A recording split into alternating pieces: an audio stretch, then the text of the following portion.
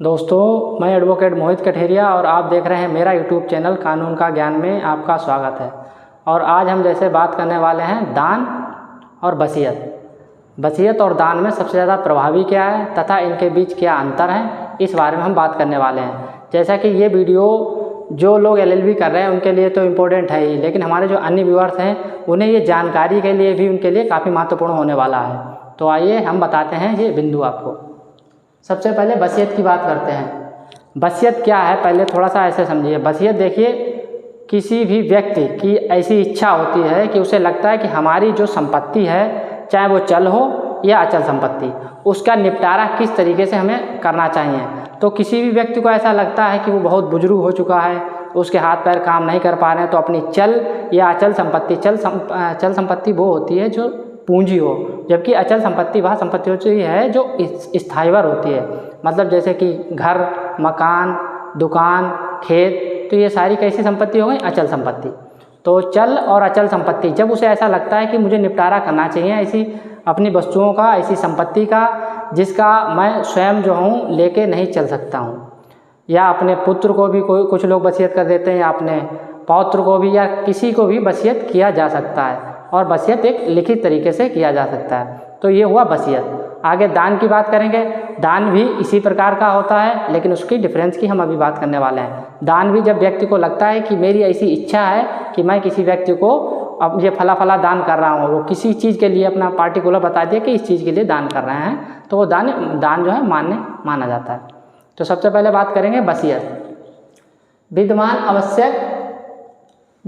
होना आवश्यक नहीं है, इसमें ये बात कही गई है। वसीयत में जब वसीयत लिखी जाती है उस दौरान, वसीयत के दौरान ज़रूरी नहीं कि वो संपत्ति विद्यमान हो उस व्यक्ति के लिए जिसे वसीयत की जा रही है, उसके लिए विद्यमान नहीं, जिसके पास संपत्ति है उसके पास ही रहती है वो, ये है वसीयत।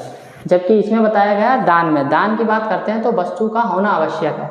यहाँ पर कहा गया कि उस विषय वस्तु का होना आवश्यक है दान में। जब आप कोई भी चीज़ ऐसे दे रहे हैं, उसी समय मतलब छोटी सी चीज़ समझो दे रहे हैं तो दान।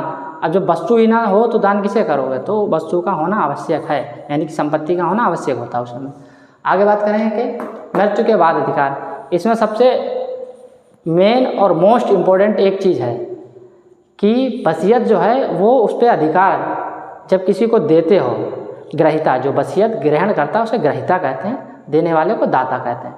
वसीयत ग्रहीता ग्रहण तो कर लेता है, लेकिन उसका अधिकार उस पर तभी होगा जब वसीयतकर्ता की मृत्यु हो जाती है। यानी कि आप कह सकते हो कि वसीयतकर्ता की मृत्यु के बाद ही वसीयत प्रभाव में आती है, उसके बाद ही उस पर उसका अधिकार होता है वसीयत लेने वाले का। जबकि दान में ऐसा नहीं है। दान जब दिया जाता है उसी समय उसका तुरंत ही अधिकार हो जाता है। आगे बात करेंगे बिना कारण के रद्द होना। इसमें वसीयत में कोई ऐसा पार्टिकुलर कारण नहीं है कि वसीयत रद्द कर दी।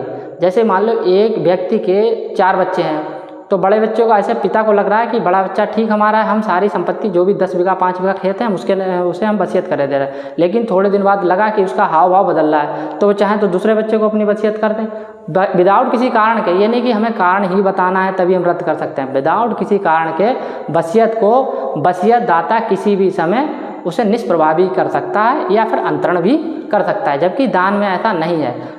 कर सकते हैं दान में रद्द, लेकिन कोई कारण होना चाहिए पार्टिकुलर, उसमें कारण होना चाहिए, तब दान को रद्द किया जा सकता है। आगे हम बात करेंगे कि पंजीकरण की आवश्यकता नहीं है। अब वसीयत में क्या होता है कि लिखित जो पंजीकरण, जो लिखित दस्तावेज तैयार किया जाता है उसका पंजीकरण जरूरी नहीं, लेकिन लिखित होना चाहिए और गवाहों के वहाँ पर गवाही होनी चाहिए, उनके साइन होने चाहिए, ये जरूरी है। जबकि दान में क्या है, दान के जो लिखित दस्तावेज तैयार किए जाते हैं उसका पंजीकरण होना बहुत ही आवश्यक है, और उसमें जो गवाह लगते हैं वो भी आवश्यक है। आगे बात करते हैं कि वसीयत अजन्मे को की जा सकती है। वसीयत का मामला ये है कि वसीयत किसी भी अजन्मे व्यक्ति को भी की जा सकती है। यानी कि किसी भी पिता को ऐसा लगता है कि हमारी वाइफ जो है वो प्रेग्नेंट है, उसका बच्चा लड़का है लड़की नहीं पता, लेकिन उसने पहले ही बता दिया कि हम ये संपत्ति है अपने अजन्मे बच्चे को जो है वसीयत करने जा रहे हैं।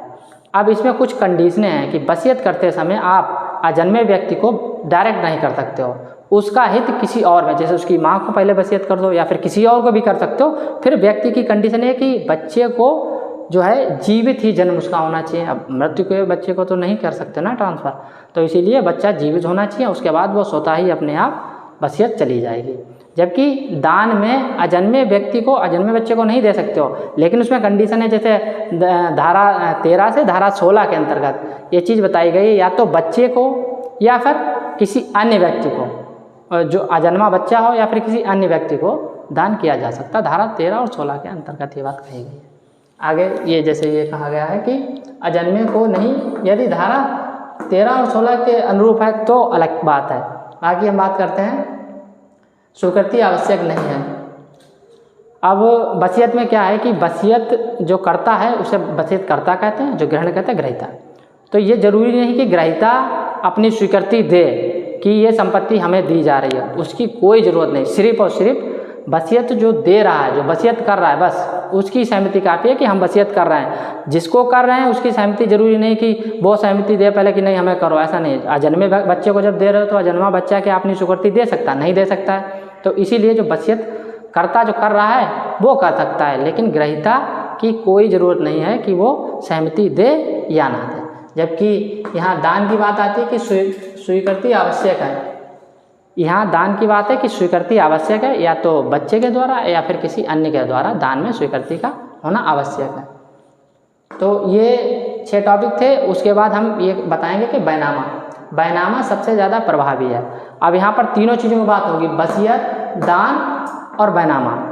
इसमें ज़्यादा प्रभावी क्या है? देखिए, वसीयत और दान की हम तुलना कर रहे हैं, तो वसीयत और दान में आपको कहेंगे कि दान ज़्यादा प्रभावी होता है, जबकि वसीयत उतनी प्रभावी नहीं होती है, क्योंकि वसीयत करता किसी भी समय विदाउट किसी कारण के भी वसीयत को रद्द कर सकता है, जबकि दान में ऐसा नहीं होता। दान में कोई कारण बताना पड़ता है। उसके बाद क्या है कि बैनामा सबसे ज़्यादा मोस्ट इम्पॉर्टेंट होता है, कि बैनामे में तो फिर ये मान के चलिए उससे ज़्यादा मजबूत कुछ भी नहीं है। सबसे मेन क्या है, सबसे ज़्यादा पहले आप कहें कि बैनामा, फिर उससे थोड़ा सा कम दान, फिर बिल्कुल कम क्या वसीयत है। और दान के लिए भी क्या होता है कि दान की संपत्ति ऐसी होनी चाहिए कि इंटेंशन भी होना चाहिए कि हम दान कर रहे हैं। दान में जैसे कुछ कंडीशनें लिख दी किसी ने कि देखिए फला घटना घटने पर ही हम दान कर सकते हैं, ऐसा नहीं। जैसे किसी व्यक्ति ने दान की, किसी मंदिर को संपत्ति 10 बीघा उसकी है, खेत है, उसने कहा 1 बीघा हम अपनी संपत्ति जो है मंदिर को दान करे दे रहे, 9 बीघा उसकी आड़ में जो है संपत्ति पर हम अपना अधिकार जमाएंगे। तो इस प्रकार का दान जो है ये कैसा माना जाएगा? निष्प्रभावी माना जाएगा, रद्द माना जाएगा, जीरो माना जाएगा, कैंसिल माना जाएगा। तो यहाँ पर हम बात कर रहे थे सबसे पहले वसीयत और दान और बैनामा की। तो मुझे उम्मीद है कि आपको ये वीडियो अच्छा लगा होगा, और जो हमारे LLB करने वाले स्टूडेंट हैं तो उनके लिए तो मोस्ट हाई है। जो अन्य व्यूअर्स हैं उनके भी समझ में ये वीडियो आ रहा होगा। और आप हमें अगर ये वीडियो अच्छी लगी है तो बिल्कुल कमेंट करके बताएं और लाइक करें, सब्सक्राइब करें। थैंक यू, जय हिंद।